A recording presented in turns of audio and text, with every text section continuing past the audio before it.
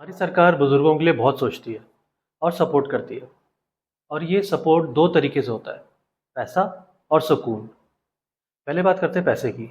इसमें पहला है maintenance and welfare of parents and senior citizens act 2007। इसमें आपको जो मैंने बताया कि जेल हो सकती है अगर आप अपने बुजुर्ग पेरेंट्स को फाइनेंशियल सिक्योरिटी नहीं देते। और ये आपके लिए और आपके बच्चे, अगर आपके बच्चे 18 साल से ज़्यादा उम्र के हैं तो ये एप्लीकेबल है। अब यह स्कीम, इस स्कीम के अंतर्गत गवर्नमेंट 500 करोड़ से ज़्यादा hearing aid, wheelchairs, senior living homes के लिए रखती है कि वो बनाया जाए ताकि बुजुर्गों को कम दामों पे मिल सके। और इसी के साथ साथ आपको पता है इनकम टैक्स में रिबेट मिलती है, सीनियर सिटीजन के लिए अलग स्लैब है। और अगर हम रियल एस्टेट की बात करें तो वहाँ पर अलग अलग स्टेट की गवर्नमेंट अलग अलग स्कीम्स निकालती है। जैसे कि महाराष्ट्र गवर्नमेंट ने, अगर कोई बिल्डर सीनियर लिविंग होम बना रहा है तो उस पर स्टैम्प ड्यूटी 5 से 7% की जगह सिर्फ 1000 रुपये लगती है, ताकि बिल्डर्स मोटिवेट हो बनाने के लिए। और ऐसे ही हरियाणा गवर्नमेंट ने जो बिल्डर्स को इंसेंटिव दिया है वो ये है कि जो FAR रेशियो है, फ्लोर एरिया रेशियो है, वो 2.25 की जगह 3 कर दिया है। मतलब कम ज़मीन में वो ज़्यादा बना के बेच सकते हैं अगर वो सीनियर फ्रेंडली होम्स बना रहे हैं या हमारे बुजुर्गों के हित में होम बना रहे हैं, एल्डर फ्रेंडली होम बना रहे हैं। और सिर्फ यही नहीं, अगर हम सुकून की बात करें या हम फिजिकल कंफर्ट की बात करें तो आप सबको पता है कि मेट्रो में, बसेस में बुजुर्गों के लिए अलग डेडिकेटेड सीट होती है, एयरपोर्ट पे व्हील चेयर होती है, प्रायोरिटी चेक इन होता है, या ऑफिसेस में, बैंक्स में एक अलग सेपरेट क्यू बनाई जाती है, एक सेपरेट लाइन होती है ताकि बुजुर्गों को प्रायोरिटी में उनको काम करके दिया जा सके। अब इन सब के बावजूद जो एक बहुत बड़ा गैप है वो है इमोशनल सपोर्ट में। मतलब जहाँ फैमिली की बात आती है वहाँ पर कोई लॉ नहीं है। तो जैसे कि मैंने आपको बताया कि अगर कोई हस्बैंड या वाइफ अपने बच्चों को ग्रैंड पेरेंट्स से ना मिलने दे तो इसको, बुजुर्गों के राइट्स बचाने के लिए कोई लॉ नहीं है। अब अगर आप किसी बुजुर्ग से पूछेंगे कि उनको फाइनेंशियल सपोर्ट चाहिए या फिजिकल कंफर्ट चाहिए या इमोशनल सपोर्ट चाहिए तो उनका आंसर क्या होगा।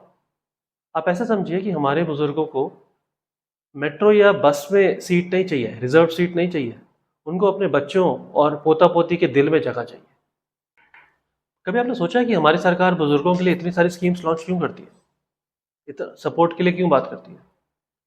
रीज़न सिर्फ ये नहीं है कि वो कमज़ोर हैं या उनको हमारी ज़रूरत है ओल्ड एज में, बट एक बहुत बड़ा रीज़न है जिसकी वजह से हमारी ही नहीं, हर देश की सरकार अपने बुजुर्गों के लिए बहुत सारी स्कीम्स लॉन्च करती है, जिसमें फाइनेंशियल सपोर्ट भी होता है, इमोशनल सपोर्ट भी होता है, राइट टू फैमिली भी होता है।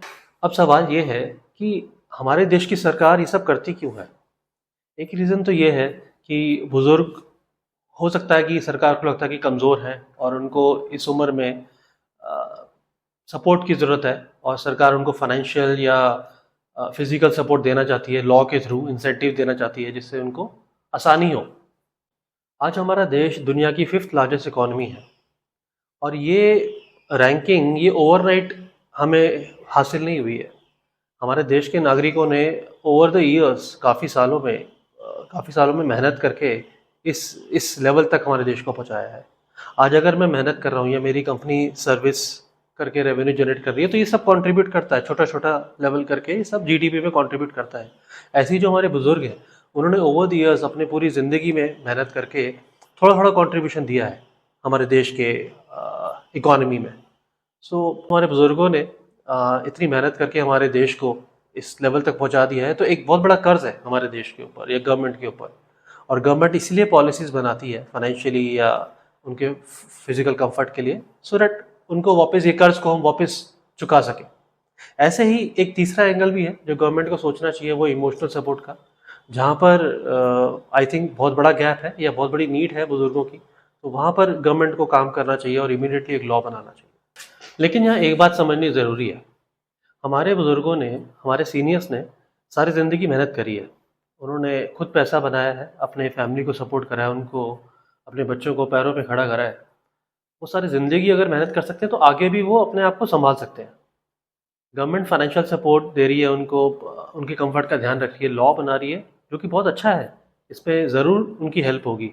But this is not sufficient, ये अपने आप में काफ़ी नहीं है, क्योंकि जो उनकी मेन प्रॉब्लम है वो है इमोशनल सपोर्ट, जिसके ऊपर कोई कानून नहीं है।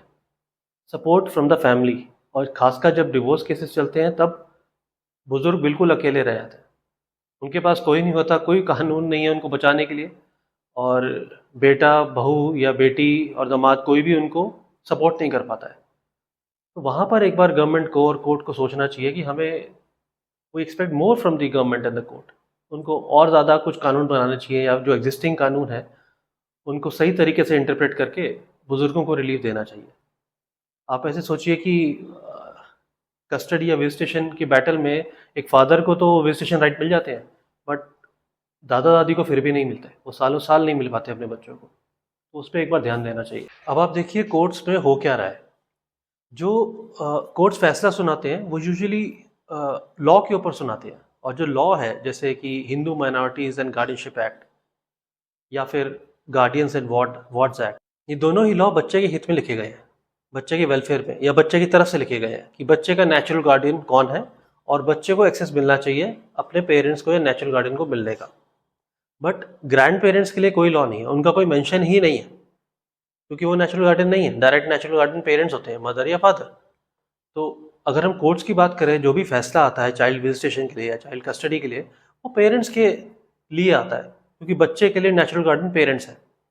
बट दादा दादी के लिए क्योंकि कोई लॉ नहीं बना हुआ, तो ये जजेस की डिस्क्रिप्शन में रह गया है कि दादा दादी को महीने में एक बार मिलने दें या साल में एक बार या ना भी मिलने दें। और अब बुज़ुर्गों को हम एक्सपेक्ट नहीं करते कि इस उम्र में वो कोर्ट के चक्कर लगाए, दरवाजे पे खड़े रहे, क्योंकि अपने पोते या पोती से वो मिल नहीं पा रहे। तो यहाँ अगेन गवर्नमेंट को कुछ करना चाहिए। Justice delayed is justice denied. यहाँ एक और एंगल को समझना ज़रूरी है। कोर्ट्स में ऑनरेबल जजेस और लॉयर्स मिलकर पूरी कोशिश करते हैं कि जो डिवोर्स केस है या चाइल्ड कस्टडी केसेस है या डोमेस्टिक वायलेंस केसेस है या और कितने भी केसेस आप जोड़ लो हस्बैंड और वाइफ के बीच में, उन सब में सही फैसला है। दोनों साइड के लॉयर्स और ऑनरेबल जजेस सही फैसला देने की कोशिश करते हैं। बट इसमें टाइम लगता है, सालों लग जाते हैं, क्योंकि आप दोनों पक्ष को सुनते हैं, एविडेंस को या विटनेसेस को से बात करी जाती है। बट इसके दौरान एक छोटे बच्चे को और उनके ग्रैंड पेरेंट्स को दोनों को सज़ा सुना दी जाती है बिना कहे। वो दोनों अलग रहते हैं, आपस में बॉन्ड खत्म हो जाता है। और ये सबसे बड़ा क्राइम इसलिए है जो ऑटोमेटेड क्राइम कमिट करा जा रहा है हम सब के थ्रू, क्योंकि एक बच्चे का बचपन लिमिटेड है, और जो हमारे बुजुर्ग हैं उनके पास भी I would say limited time होता है। उनको रिलीफ नहीं देते हम लोग, तो एक ऐसी सज़ा सुना दी गई है जो कि इरिवर्सिबल है।